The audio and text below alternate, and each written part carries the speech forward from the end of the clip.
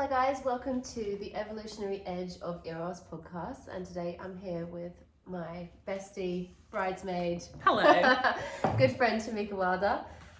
Maybe you can share a little bit about you and the things that you've been up to in the last few years. Sure, yeah. A bit about me. Well, I usually start that sentence like talking about my family.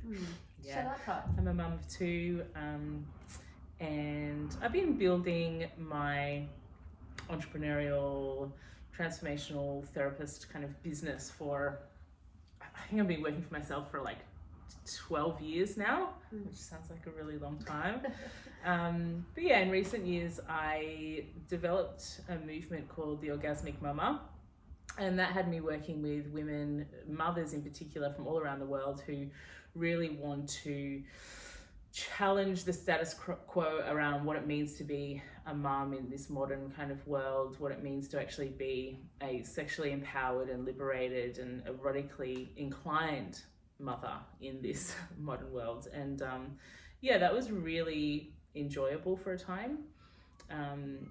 Just really handing a lot of permission slips to mamas who are in the grind of like the 9-to-5 mundane, mediocre, domesticated world, and allowing their erotic current to really survive inside of that, and having them understand the ways that they could be in their body, be in their relationship, even be like with their children, to allow Eros to really thrive and survive it all.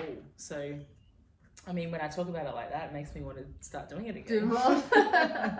Well, I think you are in lots of different ways now. Yeah, it's true. I've never really put down that mantle, but yeah, more recently, I suppose I've turned toward a more general kind of women's empowerment lens and transformational spaces. And the truth of the matter is that when you come and work with me, you get everything. You get access to everything that I've done in the last 20 or so years in this space, and it kind of comes through in whatever's needed. Yeah. I mean, this is the main reason that the crossovers of why I feel like what you've just shared and what I really stand for as well is why this conversation needs to happen. Is that piece. It's like, where does the magic of, and like meet the mundane, you know? The mundane, finding the magic in the mundane and finding the mundane inside of the magic as well. And I think this is like the bigger conversation that I want us to be having today is around, you know, obviously if you're in this podcast, I've shared a little bit about my own journey with my own career, which was very much like following all the patriarchy models and then discovering there was a lot of unfulfillment at the other end of that. And then also being like, where does the sexuality industry want to go? And if it's not just like teaching people how to, you know, be present with their eros, move through their own sexual trauma, you know, what's possible on the other side of that. And this has been the conversation that both Tamica and I have been having off camera that I wanted to bring to the camera. So Sex Lab's something that upwelled between a group of us, and a friend of ours had a 40th birthday this time last year. It was a year ago now. Yeah, and the week was a bunch of facilitators basically. I think it was accident that we were facilitators, just that all of our friends are friends with big magic. Yeah, friends with big magic coming together, and then just with the intention of just like what happens when there is no facilitator and there is nobody guiding the ship, but we're trusting the aliveness to keep upwelling and to follow when there's an obvious leadership inside of a group, and how quickly that can change from one person to the next person to the next person. And that is honestly where my heart and soul really come alive. It was stunning. It was really amazing. And you know, being in such a beautiful location and being with this group of incredibly powerful, potent leaders that were ready to meet the aliveness brought through something quite mystical, quite magical. And one of the things that I shared as an activity that we could have played with, which we ended up playing with every day, every day from the time that it got spoken, was this idea that somebody labeled Sex Lab. And so Sex Lab was it's gone through many iterations. The first one through this mansion experience was sitting somebody in the hot seat. We had like this huge boardroom, and so we had all these tables around. We put somebody in the seat at the end of the table and just said to them, you know, what is your evolutionary edge of eros? What's coming up for you in the bedroom? or in your life that needs to be met to bring more of you to the world. And so people would share that piece, and then as a group we would collectively say, okay, I think you need this person's transmission, I think you need to listen to this, I think you need to be with this person, and we create scenes and just see what upwelled through that. And some of the magic of this, I think, was like utilizing some of the open world theatre's frameworks, which was Law of the Jungle. So it wasn't like consent of like, can I touch you here, can this happen now? It was just like, can you trust however you respond to that is going to create the magic that you need and you require to step into the next version of you. Yeah, and at different times each person's modality would come forward and be like part of the medicine that whoever was in the hot seat may need. It was really, this mechanism was just responding constantly to the group, wasn't it? Yeah. And fuck, it was fun. It was so fun. I know, I can't believe we haven't done it again. It was so fun. Yeah, and then the next iteration was sort of like it coming through the open world theatre. So like the Sex Lab was then came back to the Northern Rivers where we live, and this friend of ours, Atlas, was running the open world theatre, and just seeing how Sex Lab was upwelling through his group of people that he taught how to be in the aliveness and move past that paradigm of verbal consent into the instinctual consent that was alive, and how to work with that sort of state versus story paradigm, which is when you're looking to have an embodied experience of moving something through you and reaching the experience of a frequency versus telling your life story of what's happened to you and how you identified with it and the meaning you made out of it to explore your life. And I think this is where we found the third iteration, which is then bringing Sex Lab to the mainstream, to just the people that I spoke to and shared with on the internet. And this has been really where it got edgy for me, and also where I feel like you really came in to say like, hey, this is totally possible with your skill sets of facilitation and like some of the, I guess, like pain, or like, I don't even want to use the trauma, but like my meaning making that happened for me out of New Paradigm was really like the moment that I started taking the New Paradigm to the general public. I started bringing in people that were not necessarily in relationship to the calling, the upwelling. It's like when you market it something, it's like you start to work with witchcraft, really. It's like you're using manipulation and words and casting spells to invite people into a feeling and sense of something versus them having a vibrational resonance to the thing itself. And this is something that I'm still like humbled by and afraid of ultimately. And I think that when you came in, we're just like, no, this is totally possible. We can, set these frames up. And then we started to come together, and we held one in June. It's now August. That's when it got very interesting for me. Is like, what happens? And then that's been the sort of the basis of like my relationship to Sex Lab. Is like, Sex Lab is one thing, sure, it's a workshop, it's an offering, but there's this other layer of culture that lives underneath that I'm so fascinated by, which I feel is the exploration of this podcast and what you and I have been unpacking. It's like, is it possible for something to run in this way and it not become like a business model that has happened before, that has been unfulfilling? Totally. Maybe you want to share about how it was for Orgasmic Mama, because you shared about trying to thinking about creating practitioners. Yeah, absolutely. I just felt like I didn't necessarily have it was actually about trust. I didn't necessarily trust many people to be able to take the energetics of the Orgasmic Mama and keep it intact in such a way that I could continue to stand behind it. Which sounds like, it can sound quite noble and like, oh yeah, that makes sense. But it's also like, I was in control and protection, and kind of just holding on to a baby rather than allowing it to grow and change and evolve and respond in the ways that it needed to respond to the demand. So, I kind of put the fire out rather than let it go, let it run free. And I still feel like that was the right choice for that time.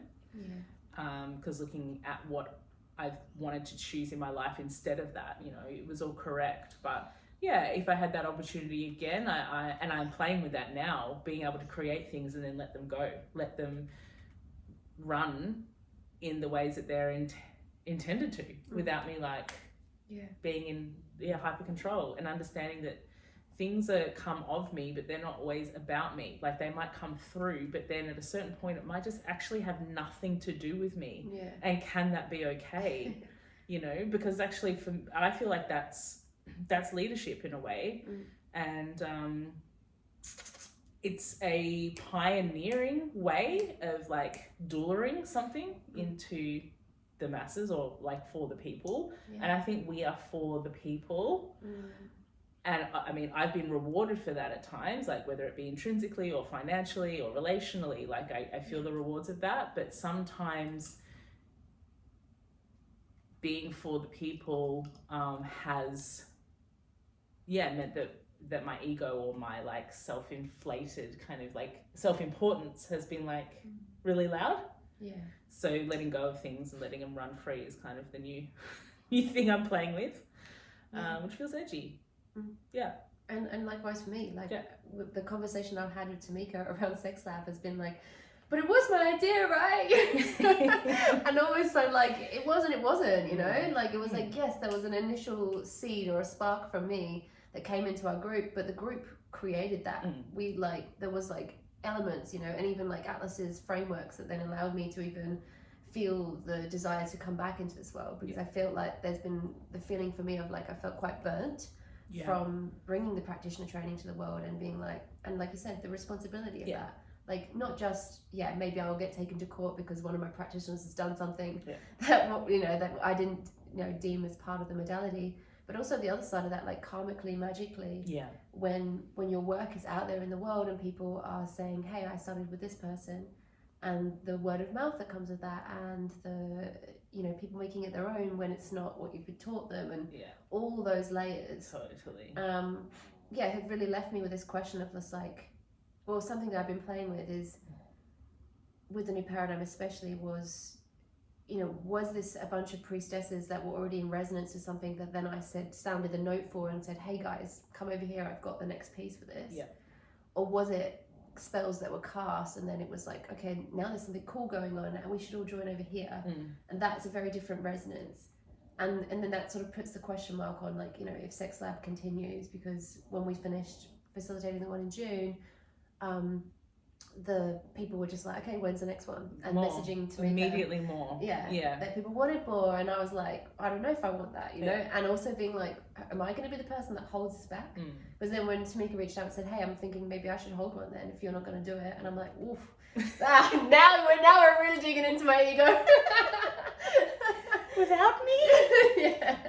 This, and also wanting that as well, and also believing in that more than anything, like you said about Orgasmic Mama, like I wouldn't change the new paradigm for the world. And now seeing that somebody with a PhD in teaching is now owning the school, running the school, I'm like, well, that just makes so much sense to me. And that, I think, is the way, is somebody that really understands how to take the essence of something and then transmit it, is the beauty of it. And with Sex Lab, I wonder whether it's not about, like, I don't even know in the world if we need more practitioners, is something I've been questioning. Do we need more facilitators, more practitioners? But we do need more people sounding the note of the evolution. And I think it's really important at this point to note that a big part of what I've noticed Sex Lab's mission and vision is around calling people into self-leadership in ways that sometimes the teacher or the one on stage or the one on the pedestal, like in a space, doesn't allow. So when there's more of a circular energetic, more of a, I'm calling you forward into your own self-leadership, your own iteration of like what you want this space to be, and having people feel really confident in whatever's coming through them in the room and the space. That's the teaching, I think, like, or part of the invitation in Sex Lab.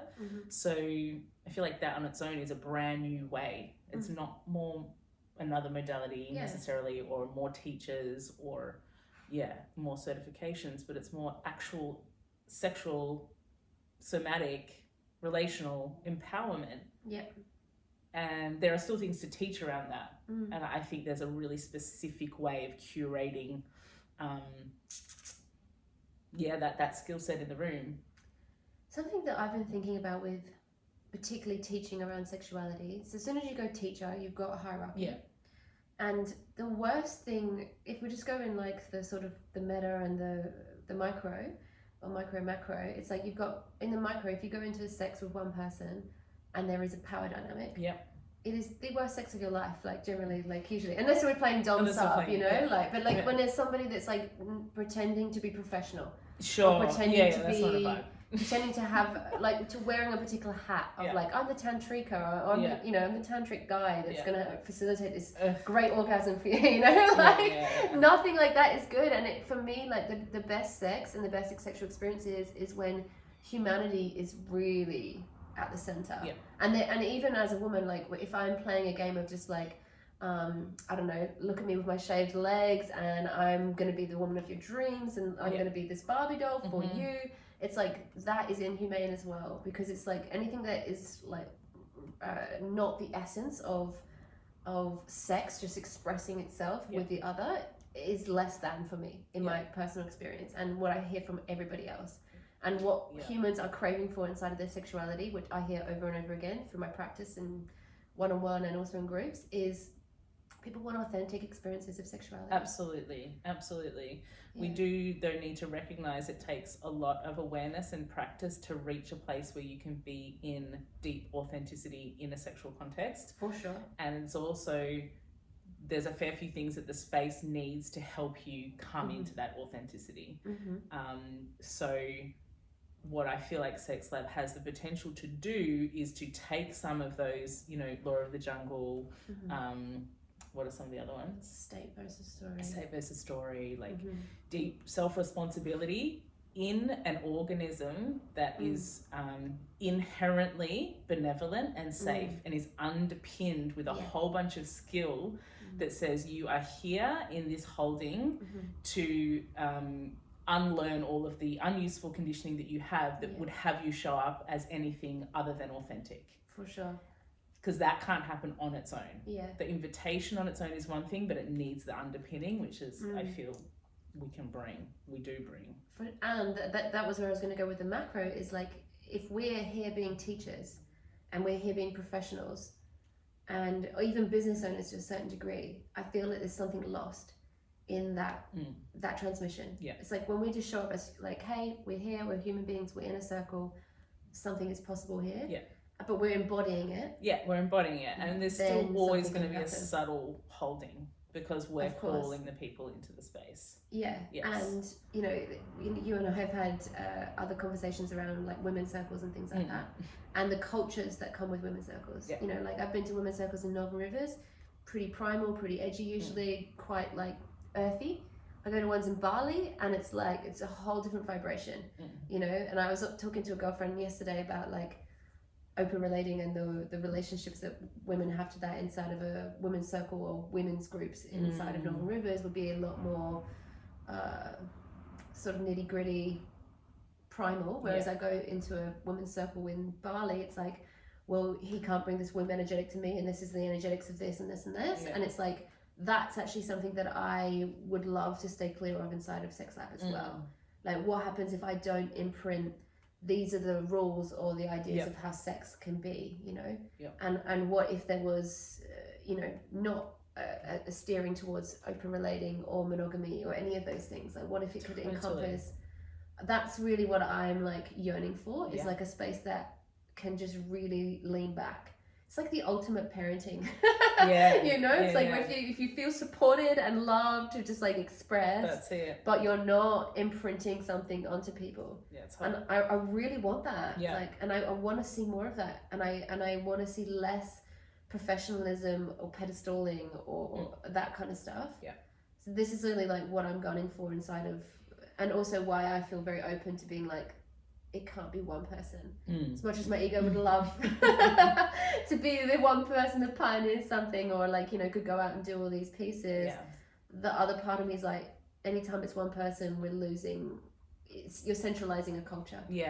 Whereas decentralized culture. I really want it. And I want the idea of like, you have a whole different idea to me, and almost like, yes, we keep pouring into the pot, but it gets to be different. and you get to have a whole different way that you would lead a sex lab, and I would run a sex lab. Yeah. And that gets to be perfect. Totally. Yeah. I do feel though foundationally they are the same. Like the same kind of values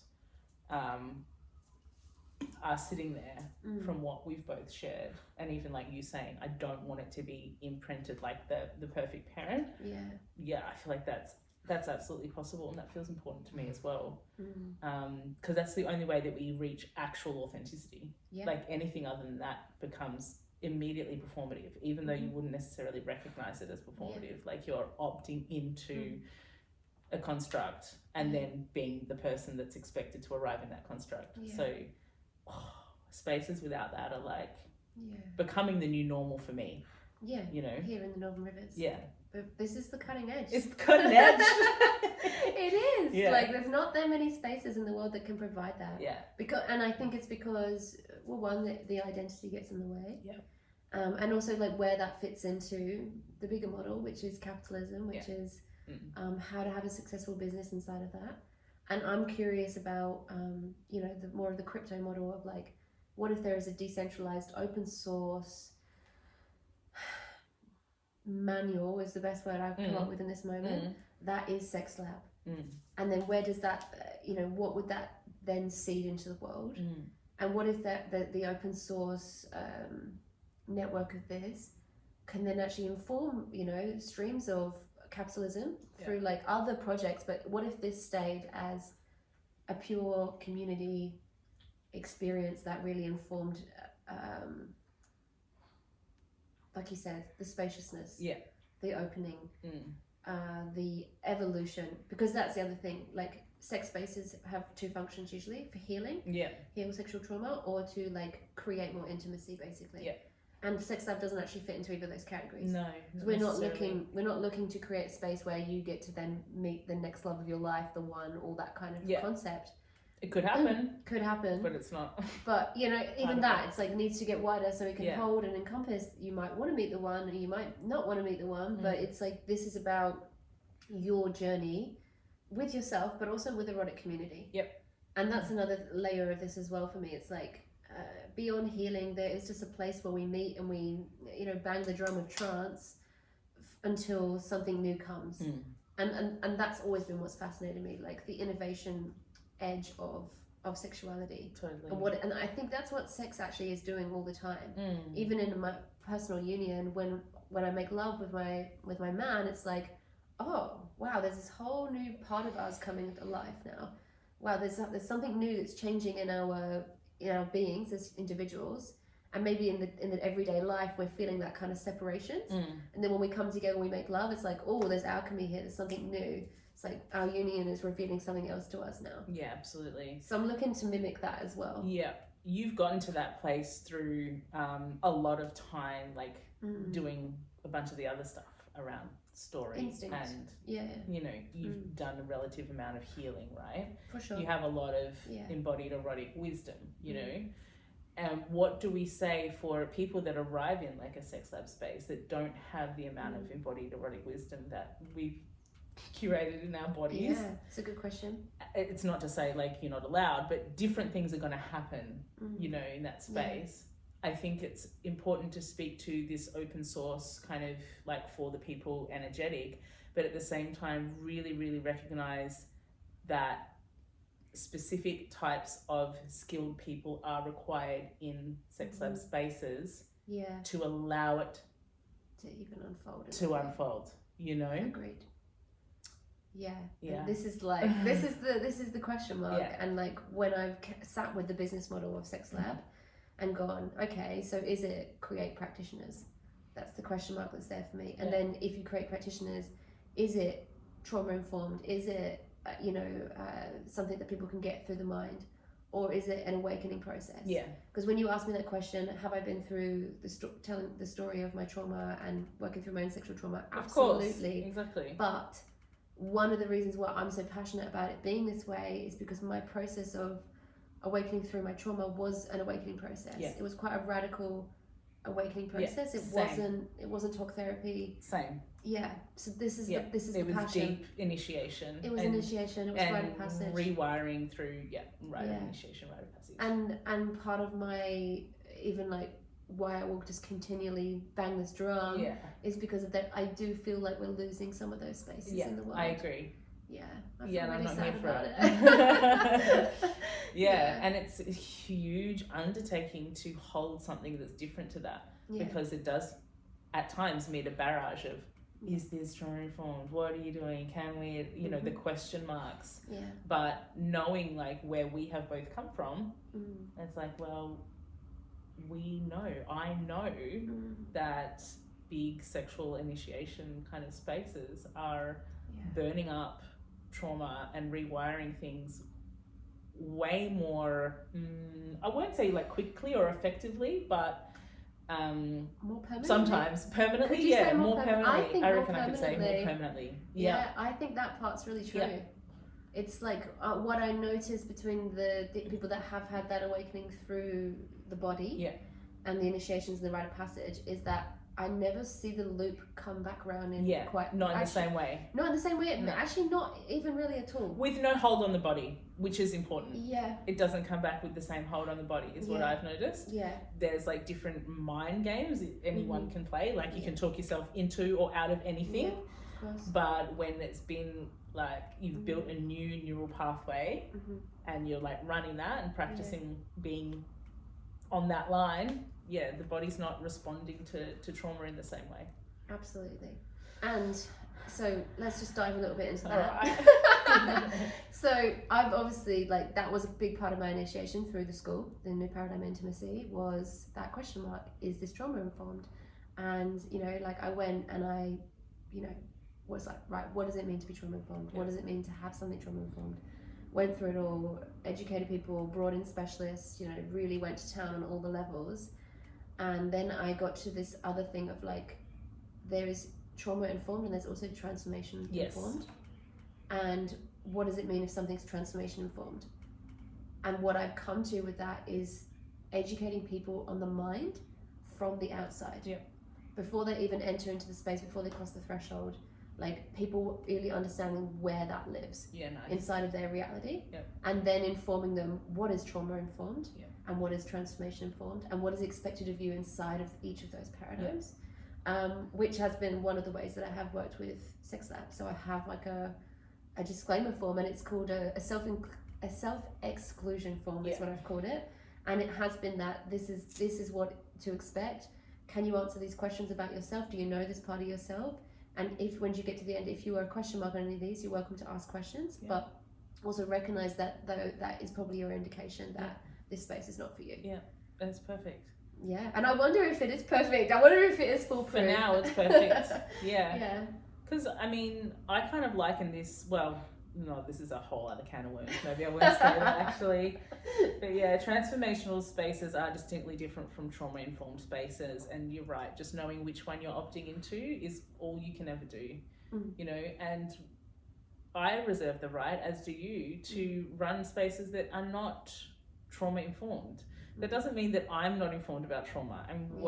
We are both well and truly informed. Cooked on it. We can recognize it in the body and see it in the space and hear it in your voice and see where it moves in your fucking diaphragm and, create boundaries and mechanisms and things that will help you feel inherently safe in the face of your trauma. All of that can happen. And I still reserve the right to run a transformational space over and above a trauma-informed one. And then whenever I feel like I'll run a trauma-informed one. Yeah. Like, both really need space in our culture. Yeah. Yeah. Yeah. And one of the pieces, this is my personal pains with these particular paradigms.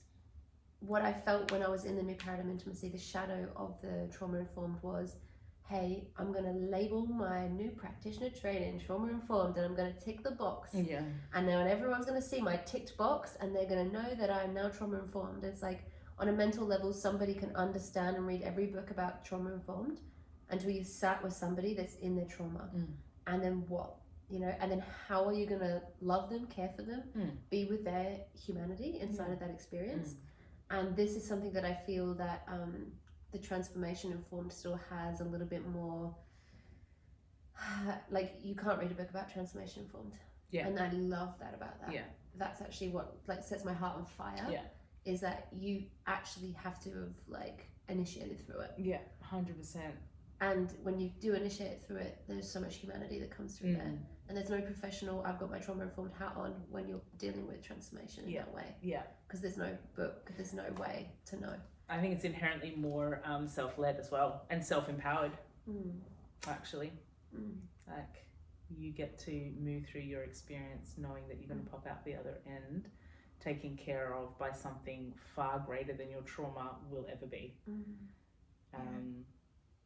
Yeah, and then I guess we start to get a little bit spiritual and esoteric through that as well, which is fine. But well, that's also a piece. Like, where does that fit into Sex Lab?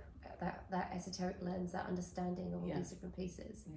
But I think for the time being, of what I'm mostly interested in is like, and also I haven't voiced this to you, but something that I've been considering with Sex Lab on a level of money, you know, business, all those pieces, is what if there is like a separate account that is for Sex Lab, and it's like my bread and butter, my home life reality doesn't actually get resourced from that thing. And what if that account is then just reinvested back into Sex Lab? Or, you know, it's like that is the kitty that then is decided by the community, basically. Yeah. This is some of the layers of where I've been like sitting with it, because I feel that these practitioner trainings, all these different things, it's like they can't keep operating inside of capitalism, because every time we tick the box, wear the hat of whatever we need to wear, whether it be trauma-informed, inclusivity, blah, blah, blah, blah, we are just getting sucked into a game which is losing the purity of it. Yeah. So I'm just like, what is it going to take to bring this thing back to the purity of erotic community coming together? Yeah. For something innovative, for something that is not decided by one person's will, but a collective sense of something more powerful than all of us, which is what sex is. Which is what sex is. Yeah. And that's the piece. Like, how can all of these things as well match what we deeply understand to be sex? And how can all the culture we create be informed by what we know about sex? Yeah. That's what I'm asking for from Sex Lab. So be it. Yeah. I feel like it's already done. It's already starting to weave in that way. Like, it's undeniable. Yeah. There's so many tangents in my mind now. I know. Like, I'm always like, cut. No, do we call it here enough. And go to another one? It feels enough. That's why I started to wind down, because I was just like, there's more, but it's enough. Yeah, beautiful. It's good. It feels good to me. Yeah. All right, we're going to close off here. Hope you enjoyed this conversation. I'd love to see some comments below of what this is sparking in your mind, what opinions you have, where you feel this could go, what you see as possible, because I'm sure we're not the only ones thinking about this. Hell yeah. August 27th, Sex Lab is the next one. See you there.